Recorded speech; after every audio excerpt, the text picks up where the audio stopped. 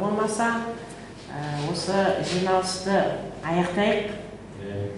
Осы жиналысты жабуға дауысқа салуымыз керек, дауысқа салайық.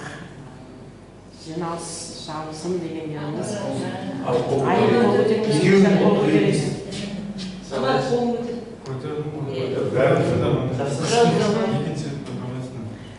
Жақсы, ендеше жиналысымыз жабық. Рахмет келгендеріңізге, Гүлшаттың сөзін жерге тастамай қоғам мүшелеріңізді білдіртіп келіп жатқандарыңызға көп рахмет. Алдағы уақытта да тек қана Гүлшат жұмыс жасасын деп отырмай, жан-жақтан барлықтарыңыз, ұсыныстарыңыз болатын болса, бір мероприятие, іс-шаралар болады ғой, бір мейрамдарда, бір праздник күндері соған осындай жасайықшы, қалай болады деп ұсыныс жасасаңыздар, Гүлшат анда шығып, мында шығып, өзі істеп.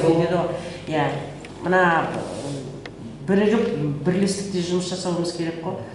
Бір жағадан бас шығарып, бір жеңнен қол шығарып дегендей, сонда үйімшіл болуымыз керек. Сонда айтады, ой, Махамбет ауданының қоғам мүшелері деген керемет деген атаққа ие боласыздар. Сіз болып, біз болып бірлесіп жұмыс жасауымыз керек. Ол тек қана басшылар жұмыс жасайды деген сөз емес, басшылар орындаушы. Қоғам мүшелері не айтады, соны орындау керек. Сондықтан баршаңызда Гүлшатпен хабарласып, телефон арқылы немесе ертең бөлме алатын болса келіп, ертең спорттық құралдар келеді, соны мен бәрін қамтамасыз етеміз. Енді осы қоғамның мүшесі болғасын жерде жұмылып жұмыс жасайық. Аман жүріңіздер, аман болыңыздар.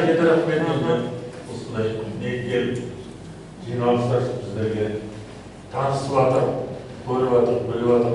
Көршіміз көрмесе де көріп жатырмыз ғой. Танысқасын. Рахмет сіздерге.